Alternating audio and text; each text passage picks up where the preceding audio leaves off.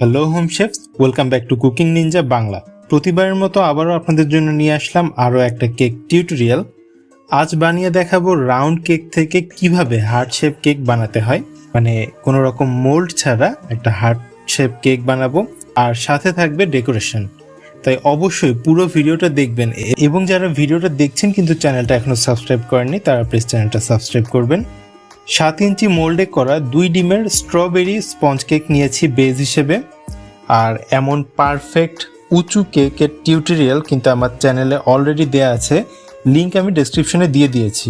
Of স্ক্রিনে কেকটাকে আমি 3 স্লাইস করে কেটে নিয়েছি। এবার 10 ইঞ্চি একটা স্কোয়ার বোর্ডে একটা সাইডে কর্নারে আমি কেকটা বসিয়ে নিয়েছি। এবার প্রথম স্লাইসে সুগার সিরাপ দিচ্ছি।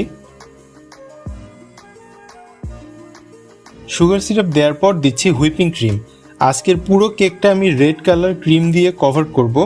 আর ক্রিমে এমন টুকটুকে রেড কালার আনার একটা সিক্রেট রেসিপিও আমার চ্যানেলে কিন্তু আছে, সেটার লিঙ্কও আমি ডেসক্রিপশনে দিয়ে দিয়েছি। আর এই ভিডিওটাও মিস করবেন না। ক্রিমগুলোকে সমান করে দিয়ে কেকের দ্বিতীয় লেয়ারটা বসিয়ে দিচ্ছি, এবং এই লেয়ারেও সুগার সিরাপ আর ক্রিমের লেয়ার দিচ্ছি। ও হ্যাঁ, আজকের পুরো কেকটা কভার করতে 2/3 cup Vivo red cream bit করে নিয়েছি। আর এই ক্রিমের রেসিপিও আমার চ্যানেলে দেওয়া আছে, আপনারা দেখে নিতে পারেন। এই লেয়ারটাতেও ক্রিমগুলোকে সমান করে দিয়ে কেকের শেষ স্লাইসটা দিচ্ছি, এবং এখানেও সুগার সিরাপ দিচ্ছি। এবার একটা প্যালেট নাইফ দিয়ে চারদিকে যে এক্সট্রা ক্রিমগুলো বেরিয়ে এসেছে কেকের স্লাইসের মধ্যে থেকে, সেগুলোকে একটু সমান করে কেকের সাথে লাগিয়ে দিচ্ছি। এরপর একটা ব্রেড নাইফ দিয়ে কেকের উপর সমানভাবে এরকম একটা ক্রস চিহ্ন বা প্লাস চিহ্ন যেটাই হোক বানিয়ে নিচ্ছি। এবার দেখুন, উপরে মার্ক করা অনুযায়ী কেকটাকে কেটে নিচ্ছি কিছুটা অংশ। আর এই জিনিসটা আপনাদেরকে ভিডিওটা দেখে বুঝতে হবে, মানে আমি কিভাবে কাটছি, কারণ মুখে বলে বোঝানো সম্ভব না, বা সম্ভব হলেও আমার জানা নেই কিভাবে বলবো।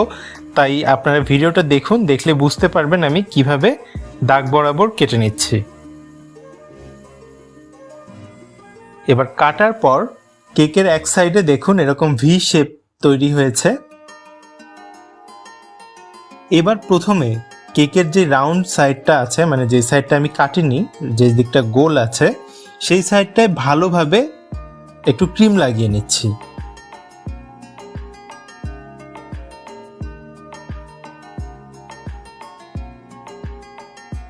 এবার সেই কেটে রাখা টুকরো দুটোর একটাকে নিয়ে এইভাবে রাউন্ড সাইডে লাগিয়ে দিচ্ছি।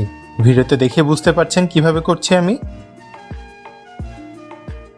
আর প্রথমে রাউন্ড সাইডে আমি যে একটু ক্রিম লাগিয়ে নিয়েছিলাম, সেই ক্রিমটা এখানে গ্লুয়ের মতো কাজ করবে বা আঠার মতো কাজ করবে এই টুকরোটাকে এই রাউন্ড সাইডে আটকে রাখার জন্য।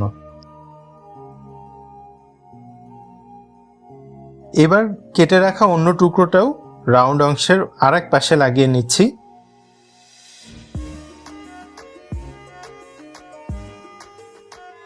দেখুন, মোটামুটি একটা হার্ট শেপ চলে এসেছে, কিন্তু এখনো 100% হার্ট শেপ হয়নি।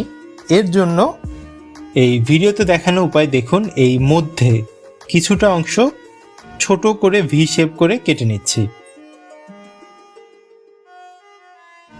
আর এই কেটে নেওয়ার পরে দেখুন পারফেক্ট একটা হার্ট শেপ চলে আসবে। এবার প্যালেট নাইফ দিয়ে হালকা করে প্রেস করে করে এই প্রত্যেকটা অংশ একটা একটার সাথে ভালোভাবে সেট করে দিচ্ছি। একটু হালকা করে প্রেস করলে জিনিসটা ভালো মতো সেট হয়ে থাকবে। এবার কেকের চারদিকে পাইপিং ব্যাগ দিয়ে ক্রিম লাগিয়ে নিচ্ছি, এবং মোটামুটি করে একটা সমান করে নিচ্ছি কেকটা।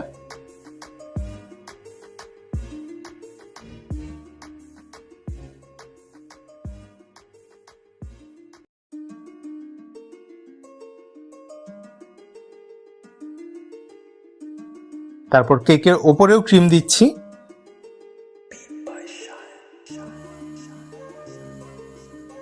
এবার একটা ভিজিটিং কার্ড দিয়ে কেকের চারদিকে প্রথমে ফিনিশিং দিচ্ছি, তারপর উপরেও সমান করে ফিনিশিং দিচ্ছি, মানে আমার পক্ষে যতটা ফিনিশিং দেওয়া সম্ভব। আর এই হার্ড কেককে ফিনিশিং দেয়া আমার কাছে একটু বেশি ঝামেলার মনে হয়। যাই হোক, এবার পাইপিং ব্যাগে চকলেট গানাশ দিয়ে সাইডে এরকম ড্রিপিং করে নিচ্ছি। এখানে চকলেটের পরিমাণটা আমি বলছি না, জাস্ট রেশিওটা বলছি। যতটুকু চকলেট তার অর্ধেক ক্রিম নিয়ে একসাথে মিক্স করে একটা বাটিতে করে ডাবল বয়লারে মেল্ট করে নিয়েছি এবং গানাশ একদম রুম টেম্পারেচারে আসার পর কেকে দিচ্ছি। এখানে শুধু সাইডে ড্রিপিং করছি, ভেতরে গানাশ দিয়ে আমি কভার করব না, মানে উপরটা কভার করব না, উপরে ওই লাল ক্রিমটাই দেখা যাবে। সাইডের ড্রিপিংটা হয়ে গেলে এবার কেকের উপরে এক সাইডে এভাবে আড়াআড়ি করে কিছুটা এলোমেলো লাইন দিয়ে নিচ্ছি। এই গানাশ দিয়ে লাইনটা করে নিলাম।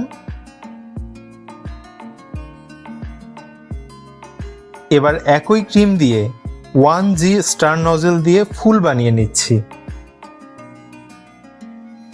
একটু প্রেস করে ধরে থাকলেই এমন একটা ডিজাইন হয়ে যাবে, আর ডিজাইনটা আমার খুব ভালো লাগে, সেজন্য আমি এটা ইউজ করেছি। আপনারা চাইলে এখানে যে কোনো নজল যেমন 2D বা 1M দিয়েও করতে পারেন, কোনো সমস্যা নেই। আর এই একই নজল দিয়েই কেকের নিচের সাইডের দিকে এরকম 3টা ফুল বানিয়ে নিচ্ছি। এবার প্রতিটা ফুলের মাঝে, মানে এখানে আমি 3টা ফুল দিয়েছি, আর এই 3টা ফুলের মাঝে আমি 2টা করে ছোট পিনাটা হার্ট শেপের চকলেট দিয়ে দিচ্ছি। এবার হার্ট শেপ চকলেটগুলোর উপর গোল্ডেন ডাস্ট ব্রাশ করে দিচ্ছি, আর এটা অবশ্যই এডিবল গোল্ডেন ডাস্ট, যেটা খাওয়া যায়।